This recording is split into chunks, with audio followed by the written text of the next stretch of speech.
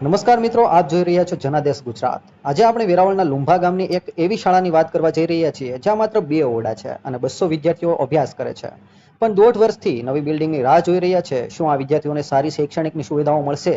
ચાલો જાણીએ વિગતવાર।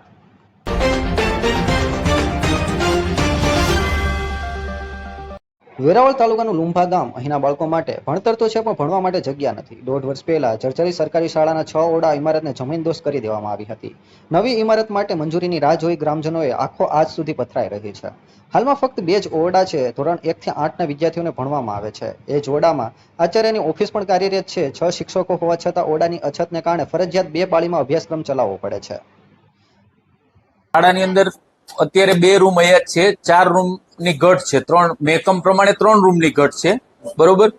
અમારું 5નું મેકમ છે શિક્ષકોનું, સરકારશ્રી દ્વારા મેકમ પૂરું છે આપવામાં આવેલ છે, પણ રૂમ ઓછા હોવાથી અમે શાળા પાળી પદ્ધતિમાં ચલાવીએ છીએ અને અવારનવાર અમે રજૂઆતો કરી છે સંસદ સભ્યશ્રી, ધારાસભ્યશ્રી, પછી સર્વ શિક્ષા અભિયાન, ટીપીઓ, ડીપીઓ, બરોબર। એટલે એ લોકો કહે છે કે એસઓઈ શાળા ન હોવાથી રૂમ હજી મંજૂર આમ નથી। વેરાવળમાં લુંભા ગામની આ શાળાની હાલત દર્શાવે છે કે આપણા બાળકો માટે સારી શૈક્ષણ સુવિધા હોવી કેટલી જરૂરી છે।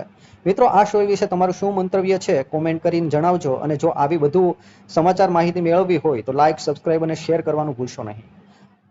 જનાદેશ ગુજરાત સાથે હંમેશા સાચા સમાચાર અને ગ્રાઉન્ડ રિપોર્ટ્સ માટે જોડાતા રહો।